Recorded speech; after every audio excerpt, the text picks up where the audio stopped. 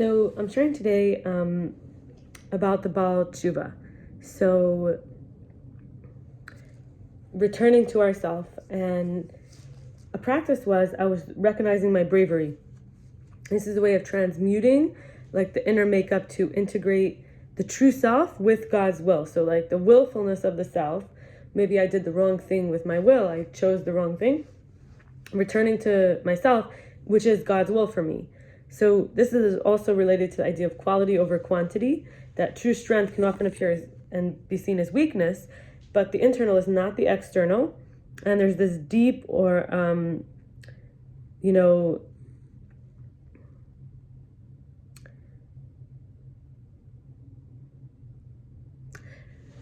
going to call it light, this deep light or the superficial light. So practicing, I'll read what I wrote a couple years ago. I never met anyone who does as much as me and studies as much as me and learns as much as me and shares as much as me and grows as much as me and heals as much as me and surrenders as much as me and reprograms as much as me and works as much as me and devotes as much as me and creates as much as me and teaches as much as me and imagines as much as me and strengthens as much as me and recognizes as much as me and remembers as much as me and inspires as much as me.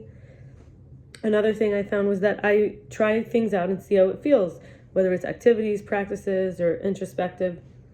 Another part of my bravery is not looking for someone to tell me what to do. That learned helplessness that happens when I had no say, or anyone has no say, and then redistributes the decision-making energy to other mental tasks like detecting a threat, because others take responsibility for powers, the responsibility power for certain aspects in life, even where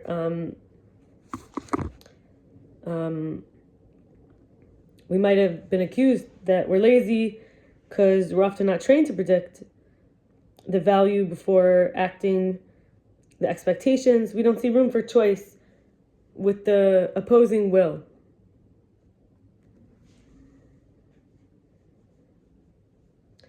In other words, someone might tell us what to do and then call us lazy because we didn't want to do what they wanted us to do. And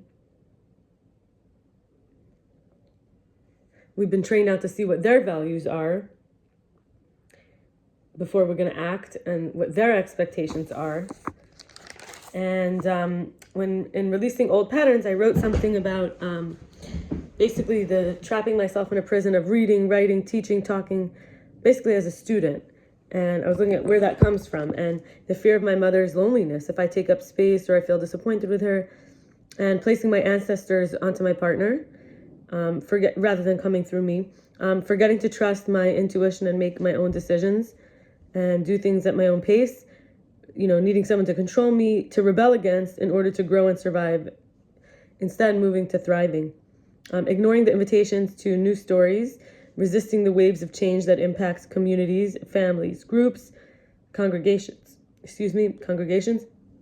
and future members too, suppressing singing and dancing and making voices and different sounds and bodily or facial expressions, emotional passages, taking certain things to the extreme, like in cooking when I only have ingredients that I need longer preparing time, or I only have quick food or buy food, versus having levels of investment that I address in myself, where I have some things that take a long time and some ingredients that can be thrown together properly in a few minutes.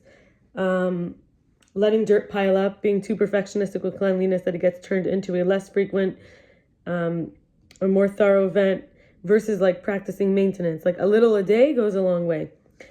Not asking if I can go into someone's home, feeling like to feel the company and leave whenever I want to, but welcome to stay as long as I like, because feeling like a stray cat, staying lonely without feeling like there's really a safe place out there to go to when my guard can be down and I can be calm and be myself and feel I belong and I'm able to do my own thing.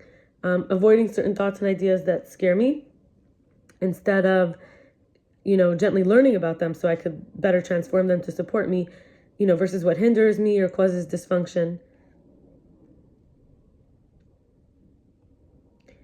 And a few things in terms of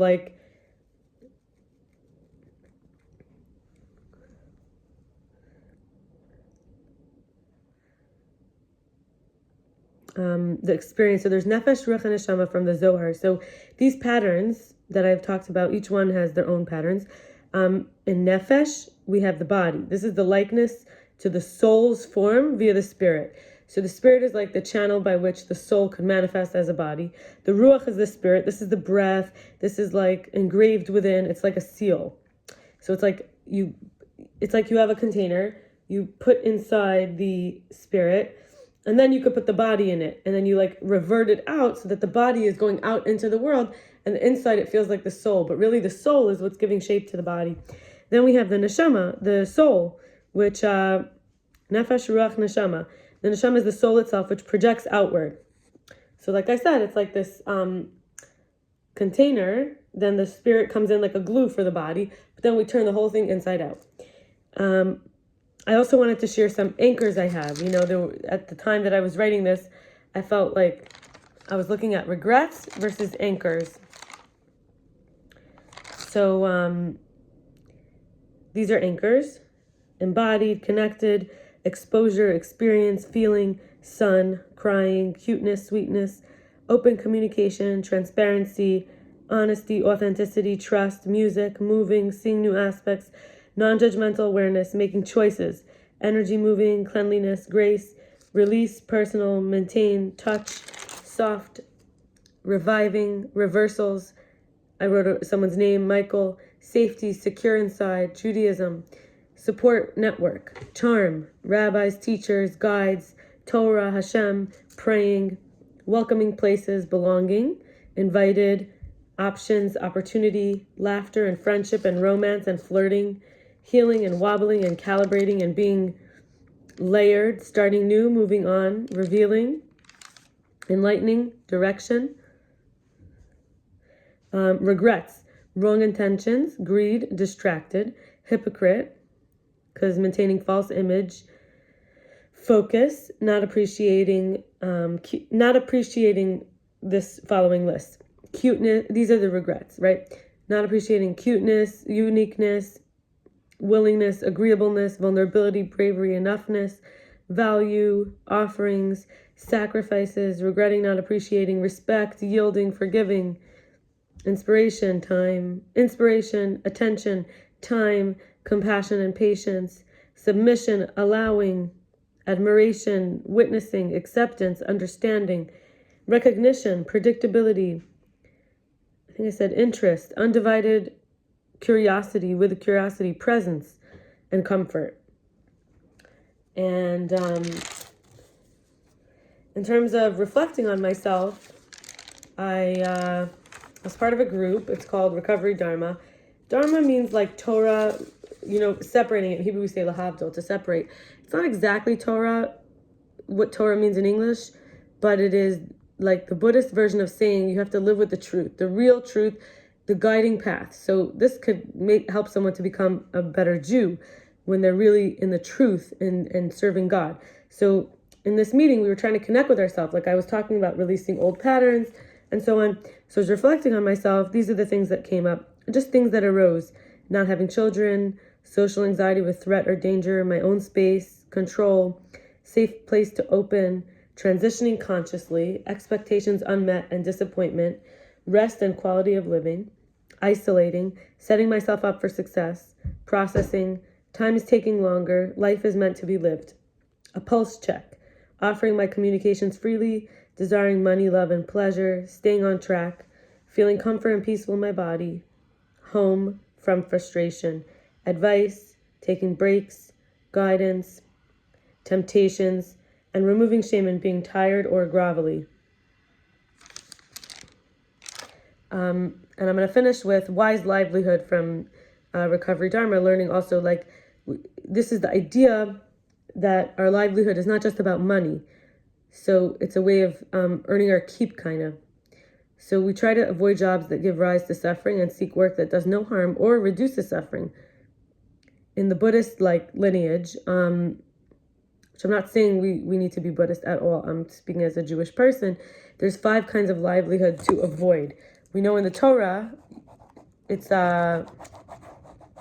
very important that we do not have a business that causes harm to others, where we steal. Okay, so here, let me read it. 1 is trading in weapons or instruments of killing. 2 is trafficking in or selling human beings. 3 is killing of other beings. 4 is making or selling addictive drugs. 5 is business and poison. Number 3, if you're a Buddhist, might be to be vegetarian. But if you're not a Buddhist, you might say, and you're Jewish, we would say more like not to kill an animal for no reason or hurt an animal. We don't want to bring suffering to the animals, and you're not allowed to kill another person. We're encouraged to avoid occupations that are based on dishonesty or injury.